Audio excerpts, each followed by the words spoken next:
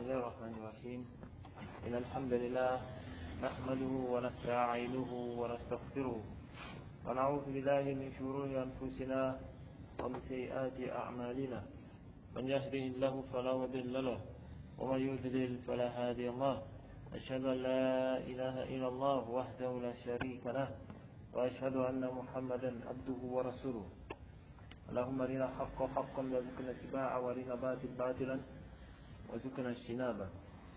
Tous les lois appartiennent à Allah, le Seigneur de l'univers. Nous le louons, nous implorons son secours et son pardon. Nous cherchons refuge auprès d'Allah contre les effets négatifs de nos âmes et de nos mauvaises actions. Celui qu'Allah a guidé, nul ne peut l'égarer, et celui qu'Allah a égaré, personne ne peut le guider. Alors, Alhamdulillah, aujourd'hui, nous allons continuer notre cours sur l'étude du livre Le voyage vers l'au-delà. Le voyage vers l'au-delà. Alors, dans le cours passé, le cours numéro 1, c'était quoi? Le cours numéro 1. Hein? Les affres de la mort. Dans le cours numéro 2.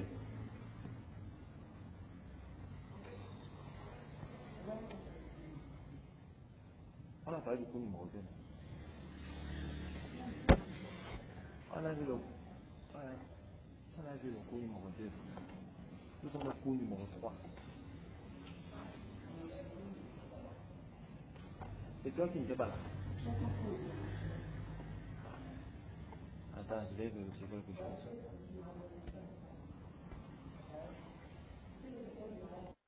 Dans le cours numéro 2, on a vu قبض الروح وصعودها. D'accord? C'est-à-dire la saisie de l'âme. Lorsque l'ange de la mort vient, il touche la personne. D'accord?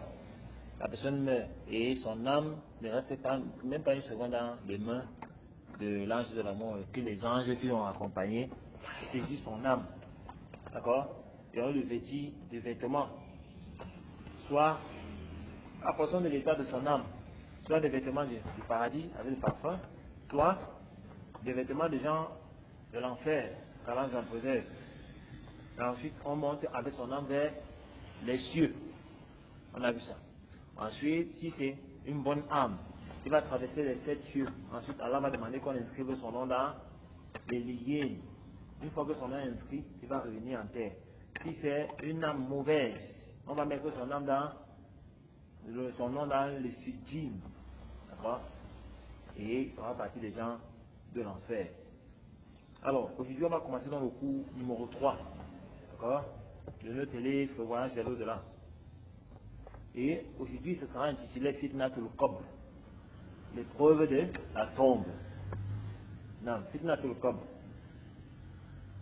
Ce sont les questions, les interrogatoires, d'accord, de Nakir et Munkar. Alors, Nakir et Munkar, ce sont deux anges qui viennent interroger le mort dans sa tombe. Et ils lui posent des questions. Alors, frères et sœurs, bien-aimés en islam, qu'Allah vous couvre de sa miséricorde et vous raffermisse face à l'épreuve la plus redoutable que nous affronterons tous. Alors, nous avons accompagné l'âme jusqu'à sa présentation devant Allah, dans les cieux, son inscription dans l'Iliyoun ou le Sijin, et enfin son retour vers la tombe. Aujourd'hui, nous allons vivre l'étape suivante, celle que les savants ont qualifiée de la première grande épreuve de l'au-delà, Fitnatul Qabr, l'épreuve de la tombe. Le mot fitna désigne une épreuve, un test, une situation qui révèle la vraie nature d'une chose. C'est ça qu'on appelle la fitna. D'accord? Car lorsque l'homme est éprouvé, c'est à ce moment-là que sa vraie nature se manifeste. Est-ce que vous comprenez? C'est ça qu'Allah, on parle de ce bas monde, ça c'est un monde d'épreuve. Parce que c'est dans ce bas monde que la vraie nature de chacun d'entre nous sort. La vraie nature du kafir sort, la vraie nature du croyant sort. C'est pour ça que, une fois la vraie nature manifestée, tu entreras au paradis ou en enfer. Alors, La tombe donc est une fitna, parce qu'elle révèle sans aucune possibilité de triche ce que l'on a vraiment vécu et cru. Il n'y a plus d'apparence sociale, il n'y a plus de réputation, plus de discours, mais il y a seulement ce que l'on est réellement. Le prophète sallallahu alayhi wa sallam cherchait régulièrement refuge auprès d'Allah contre cette épreuve. Aïcha anha rapporte: Kana Rasulullah sallallahu alayhi wa sallam yata'awwathu fi salatihi min adhab al-qabr wa min fitnati al-qabr. C'est-à-dire le messager d'Allah sallallahu alayhi wa sallam cherchait refuge dans sa salat contre le supplice de la tombe et contre l'épreuve de la tombe. Apporté par l'imam al-Nasa'i ou par le Cheikh al-Albani. Le prophète sallallahu alayhi wa sallam ne cherchait pas refuge par crainte pour lui-même, non. Sa place auprès d'Allah est déjà garantie. Hein? Mais il nous enseigne par l'acte. Parce que le prophète Mohammed sallallahu alayhi wa sallam, quand il fait des choses, c'est pour nous enseigner comment on fait. D'accord? C'est pour nous enseigner. Le prophète ne craignait pas l'épreuve de la tombe, puisque sa place auprès d'Allah était déjà assurée. Est-ce qu'il va subir l'épreuve de la tombe? Non. Le prophète ne reste même pas dans la tombe. Mais, il nous enseignait par quoi? Par l'acte. Il nous montre comment on doit faire. Chercher donc refuge contre l'épreuve de la tombe fait partie de la salat du croyant conscient. Avant de terminer le tashahhud final de chaque salat, nous devrions prononcer ce dua pour chercher refuge auprès d'Allah contre l'épreuve de la tombe. Alors, la réalité de l'interrogatoire, haqiqatu su'al al-qabri. Al-aslu aqidiyya. D'accord? Et ça, c'est une vérité de la aqida que nous devons avoir. Avant d'entrer dans les détails, établissons un principe fondamental. Sachez que l'interrogatoire dans la tombe est une réalité que tout musulman est obligé de croire. Ce n'est pas une question d'interprétation symbolique, hein, ni métaphore, comme certains nous font croire aujourd'hui. C'est un fait réel, attesté par des hadiths nombreux et authentiques que la Ummah a accepté depuis les premiers siècles de l'Islam.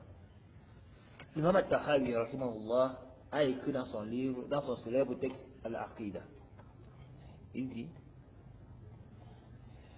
وَنُؤْمِنُ بِعَذَابِ الْقَبْرِ لِمَنِ اسْتَحَقَّهُ وَبِسُؤَالِ مُنْكَرِ وَنَكِيرٍ في قبره عن ربه عن ودينه ونبيه. Nous croyons au supplice de la tombe pour ceux qui le méritent, d'accord, et à l'interrogatoire de Nakir et Munkar dans la tombe au sujet de son Seigneur, de sa religion et de son prophète. Il trouvait ça dans l'Aqida al-Tahawiyya et concernant l'emploi du Bakhtar.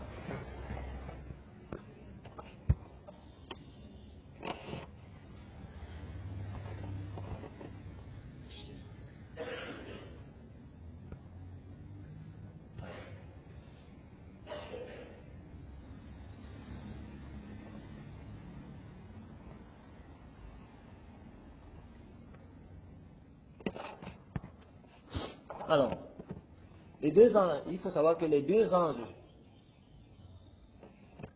les deux anges chargés de cet interrogatoire sont nommés dans la Sunna. Abi Hurairah rapporte que le prophète sallallahu alayhi wa sallam a dit: Ya'tihi malakani aswadani arzaqani yuqalu li ahadihima al-munkar wal akharu al-nakir. Deux anges noirs et bleus, les deux anges noirs et bleus viennent à lui. L'un s'appelle Munkar et l'autre s'appelle Nakir, apporté par l'imam At-Tirmidhi, d'accord, et attaché par le Cheikh al-Albani, et l'imam At-Tirmidhi même l'a qualifié ce hadith de Hasan Sahih. Notons que certains hadiths emploient le nom Munkar et Nakir pour le croyant, et d'autres versions Nakir et Nakir. Nakir et Nakir, d'accord. D'autres versions mentionnent Nakir et Nakir.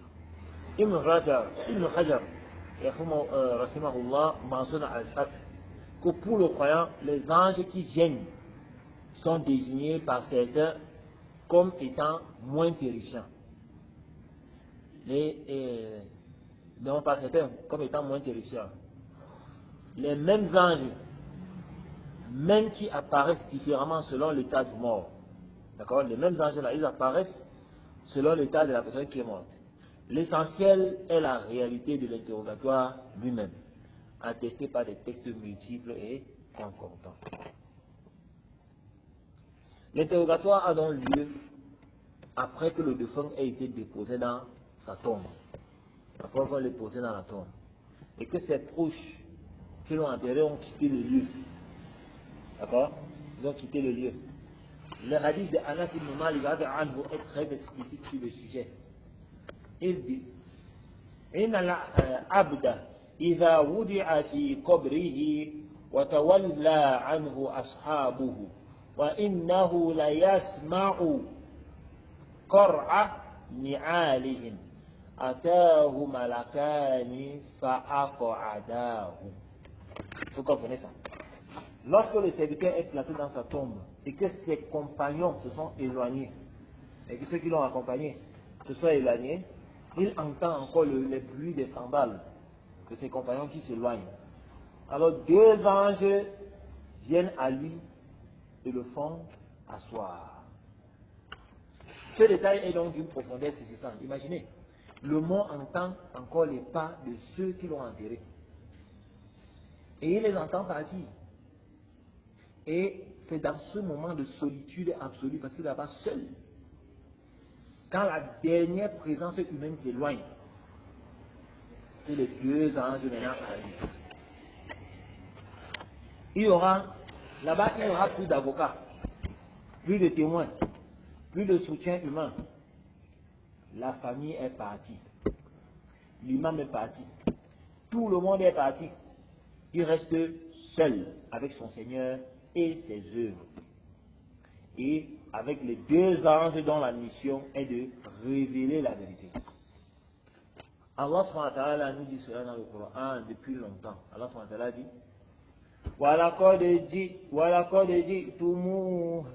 وَلَقَدْ جِئْتُمُونَا فُرَادًا كَمَا خَلَقْنَاكُمْ أَوَّلَ مَرَّةٍ وَتَرَكْتُمْ مَا خَوَّلْنَاكُمْ وَرَاءَ ظُهُورِكُمْ.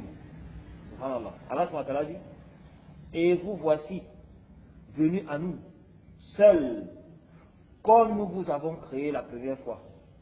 Vous avez laissé derrière vous ce que nous vous avons accordé.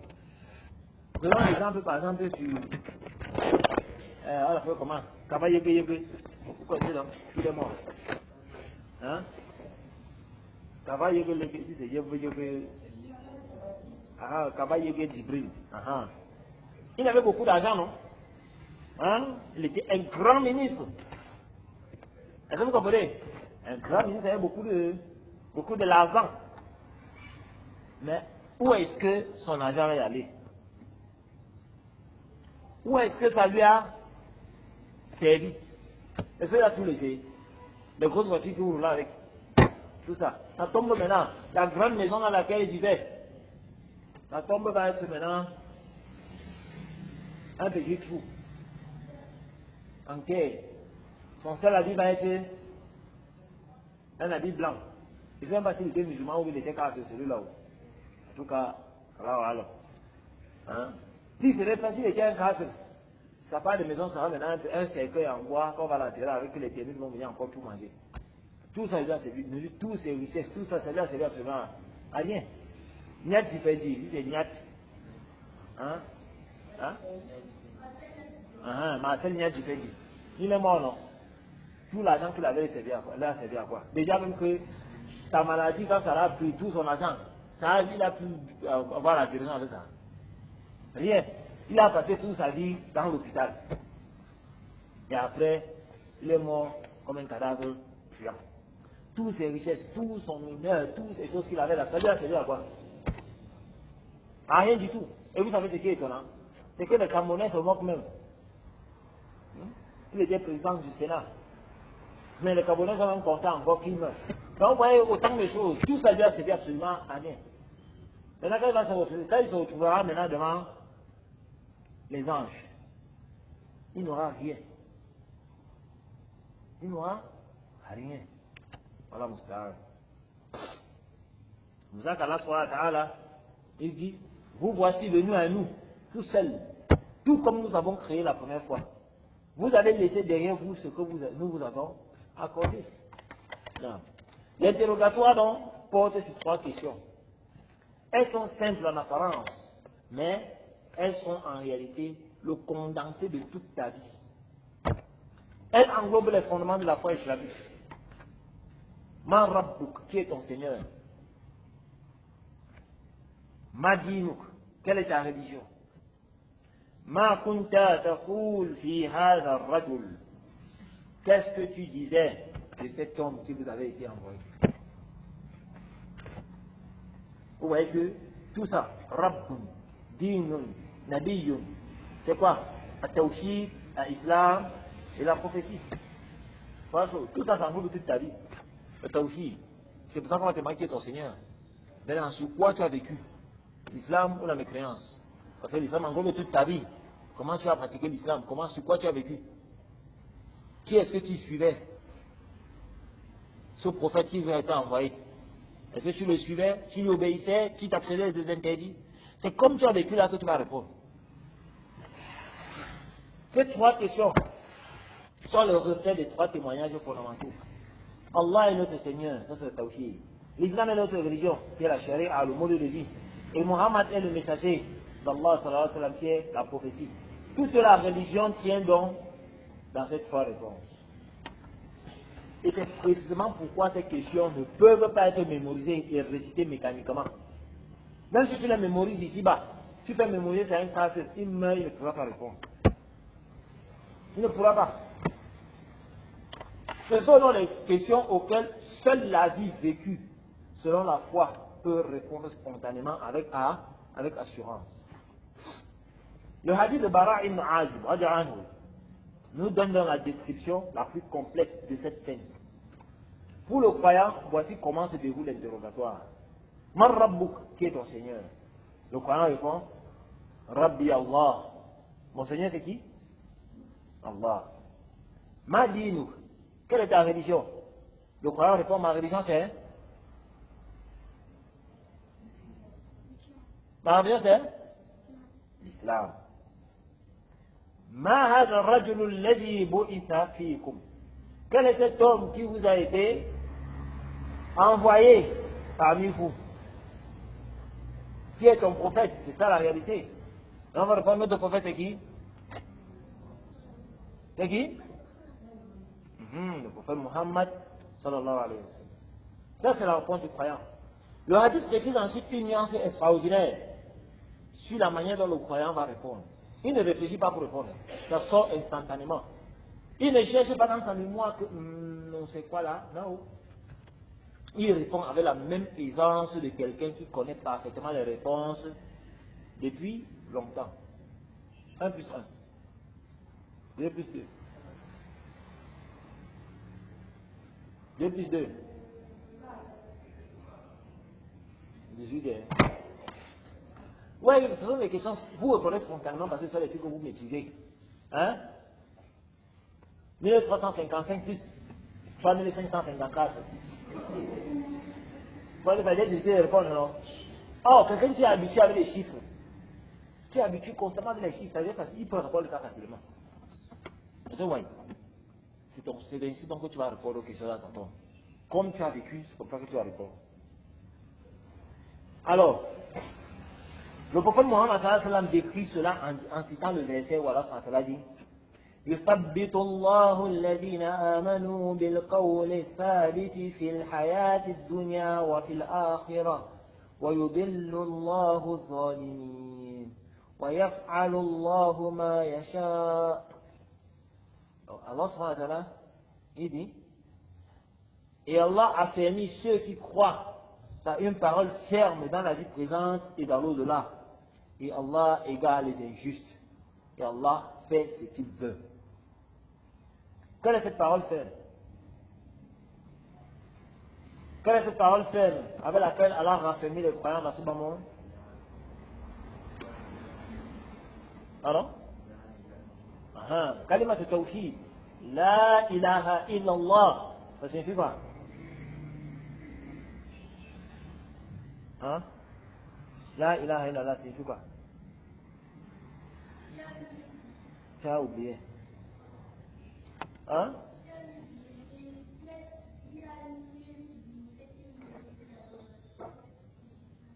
Ah, il n'y a nulle divinité qui mérite l'adoration excepté Allah. Répète.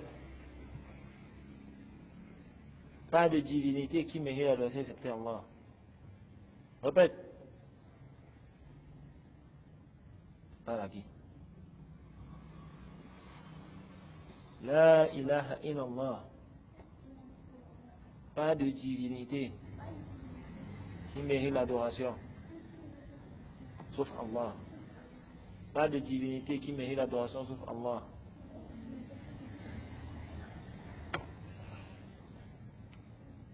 Alors, yusabbitu-Allahu alladhina amanu. C'est Allah qui est affermi, d'accord?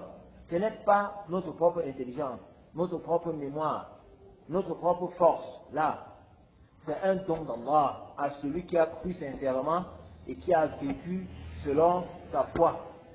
D'accord? La fermeté dans la tombe est récompensée par la fermeté dans cette vie. Si tu es ferme dans ta religion, dans la pratique de ta religion dans ce bas monde, Allah te rassainira dans la tombe. Voici ce qui suit dans la réponse juste. La récompense annoncée dans la tombe même.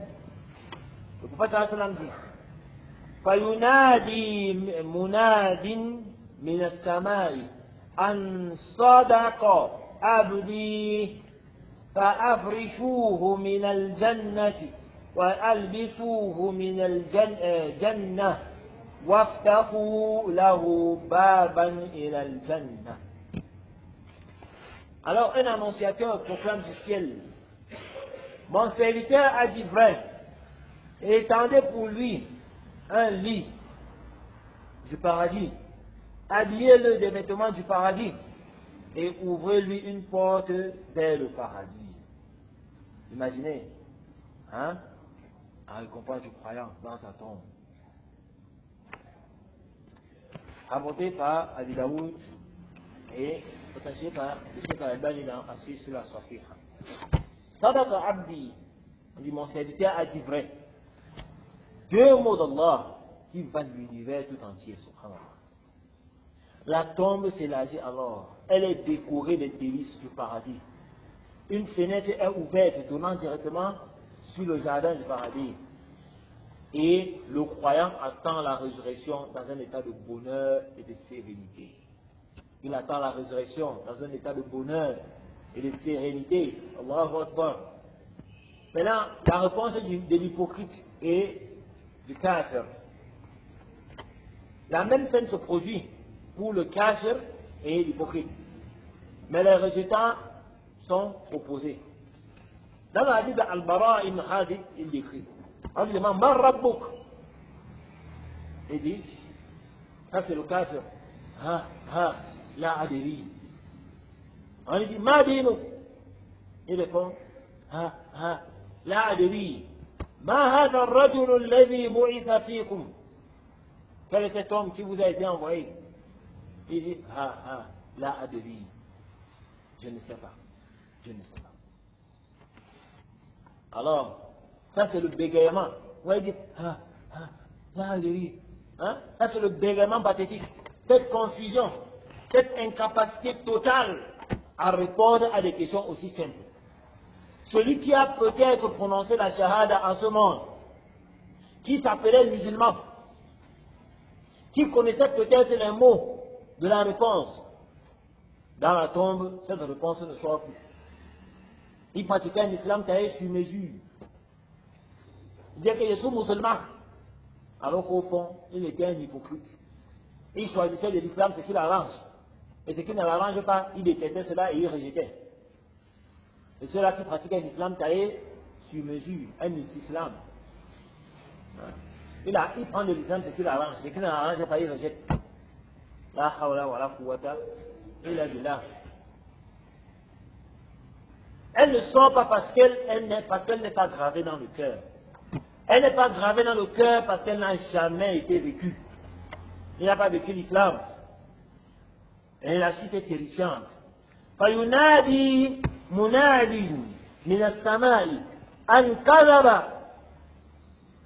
فأفرشوه من النار وألبسوه من النار فافتحوا له بابا إلى النار قال فيأتيه من حرها وسمومها. سبحان الله.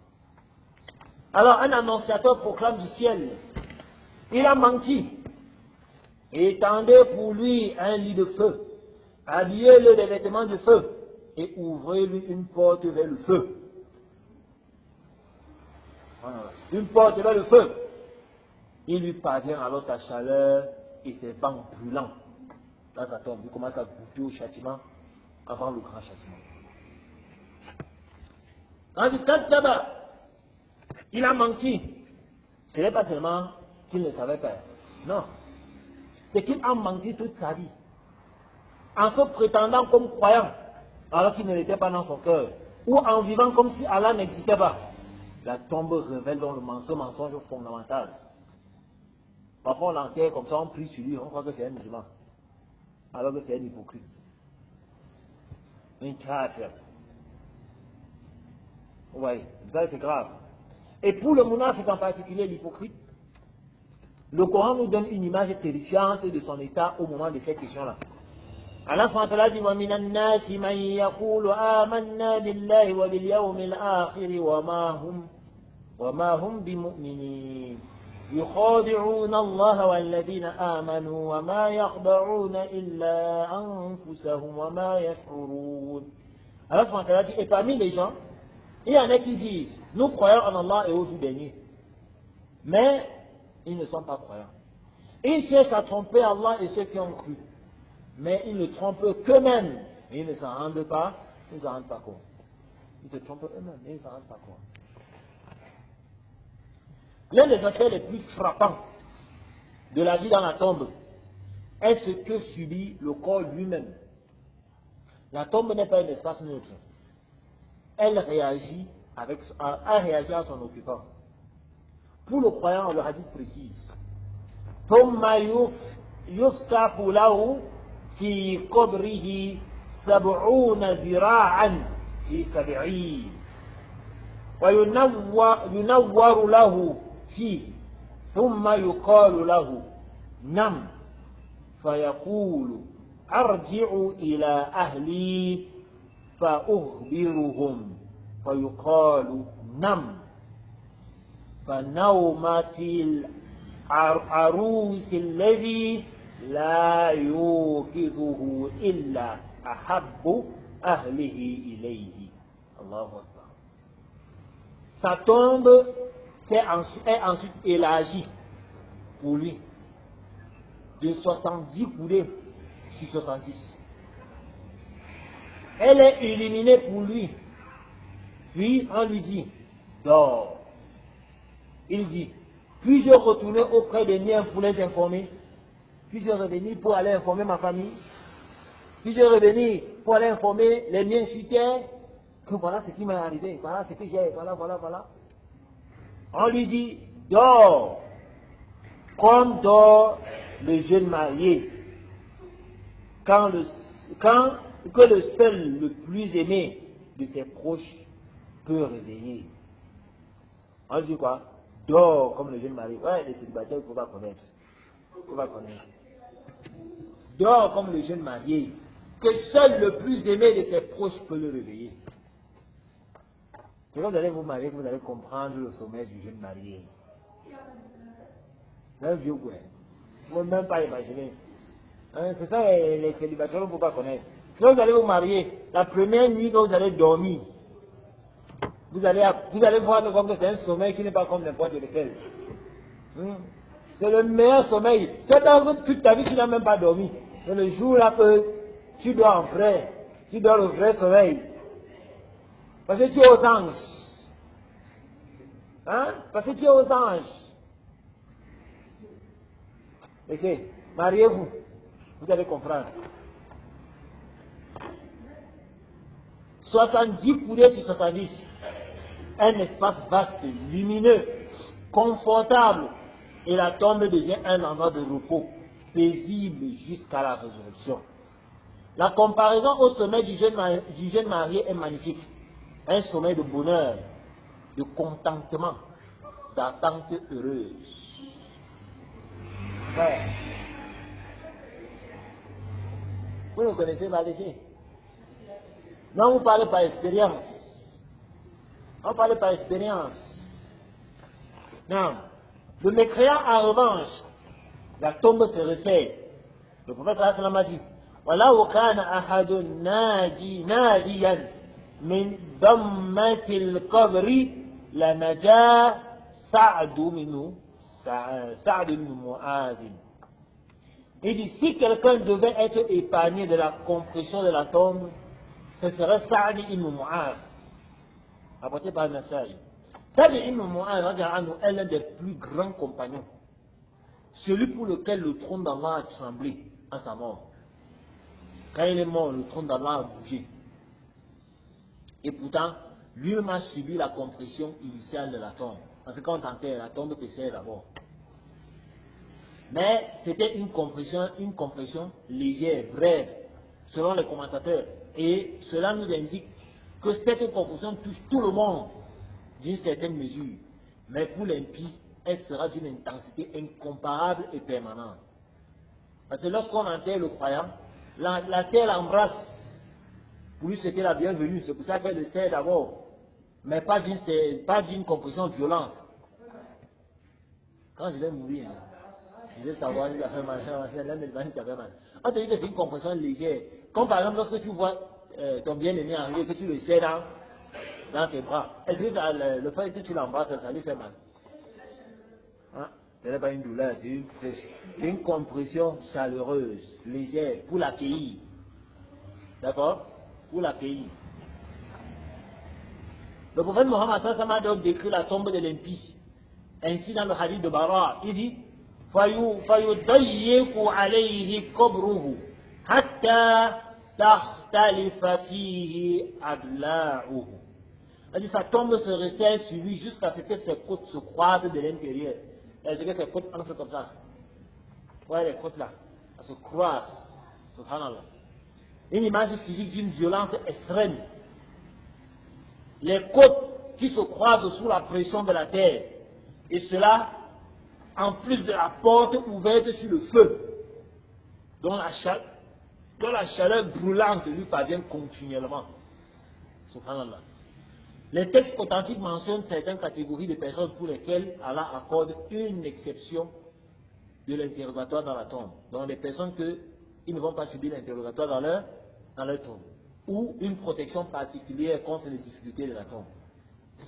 Première catégorie, on a le martyr. Le prophète Mohammed sallallahu alayhi wa sallam a dit Yakfi shahida min al-fitnati al-darbatu allati qutila fi biha. Le martyr est suffisamment éprouvé par le coup de l'épée qu'il a tué. Donc il suffit, d'accord, comme fitna pour lui, le coup qu'il a tué. C'est-à-dire que le martyr, lui, il a subi son épreuve. Son épreuve, c'est la cause pour laquelle il est mort.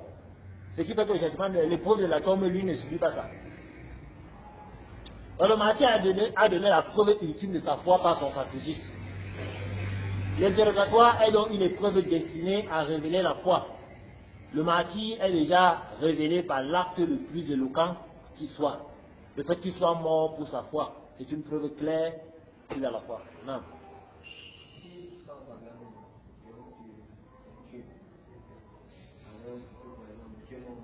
Là, tu bagarres pourquoi? Hein? Tu vas bagarrer parce que telle personne t'a insulté, tu vas bagarrer avec lui. On te tue pendant la bagarre. Ça, c'est pas le martyr. Les martyrs en islam sont connus. Non. Deuxième catégorie, le croyant qui récite la sourate al-Mulk régulièrement. Le prophète sallallahu alayhi wa sallam a dit Suratun min al-Qur'ani thalathuna ayatan yashfa'u li sahibiha hatta yughfara lahu. Tabaraka alladhi biyadihi al-mulk Le prophète sallallahu alayhi wa sallam a dit, une sourate du Coran de 30 versets intercède pour son récitant jusqu'à ce qu'il soit pardonné. Une sourate du Coran qui a 30 versets, qui intercède pour celui qui le récite constamment jusqu'à ce qu'il soit pardonné. Et cette sourate c'est quoi? Béni soit celui dans la main de qui est la royauté. Non, soit au Mulk. Rapporté par Bidaoud, Tirmidhi, Ibn Majah, attaché par le Cheikh Al-Albani. Troisième catégorie de personnes qui sont préservées dans la tombe. La protection des 2 derniers versets de la Sourate Al-Baqarah. Ibn Mas'ud rapporte que le prophète sallallahu alayhi wa sallam a dit, quiconque récite les 2 derniers versets de la Sourate Al-Baqarah durant la nuit, elles lui suffiront. Rapporté par Bukhari Muslim. Les savants ont mentionné que la protection englobe les épreuves de la nuit. Et Ibn Qayyim et d'autres ont inclus dans leurs commentaires la sollicitation des épreuves du barzakh ou celui qui en fait une habitude constante. C'est-à-dire que celui qui récite les 2 derniers versets de la Sourate Al-Baqarah, elle lui suffit, je compte tout. Qui connaît les 2 versets? Pas de récite. Tu es timide, hein? Récite.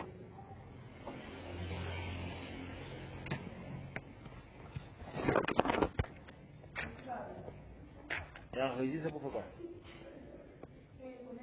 Récite.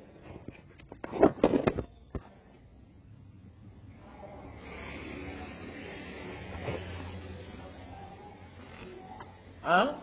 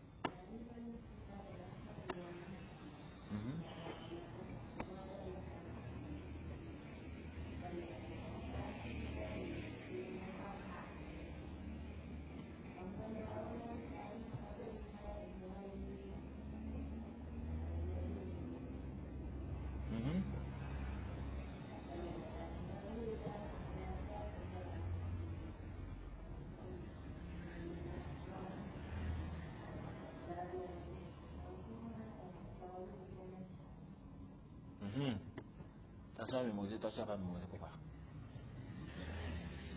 Elle a mémorisé. Elle a mémorisé. Récite. Vous ne connaissez pas. Ah. Vous suivez les? Moi, j'ai mémorisé les 2 derniers versets de la Sourate Al-Baqarah. Toi, tu me cites les Rabbana. Il y a ça de là aussi, mais récite tous les 2 versets. آمن الرسول بما أنزل إليه من ربه والمؤمنون كل آمن بالله وملائكته وكتبه ورسله لا نفرق بين أحد من رسله وقالوا سمعنا وأطعنا غفرانك ربنا وإليك المصير لا يكلف الله نفسا إلا وسعها لها ما كسبت وعليها ما اكتسبت ربنا لا تؤاخذنا إن نسينا أو أخطأنا ربنا ولا تحمل علينا إسرا كما حملته على الذين من قبلنا ربنا ولا تحملنا ما لا طاقة لنا به واعف عنا واغفر لنا وارحمنا أنت مولانا فانصرنا على القوم الكافرين. Pour mémoriser, tu récites ça chaque soir avant de dormir, ça te suffit. Si tu ne meurs pas dans la nuit, ça te suffit. Subhanallah.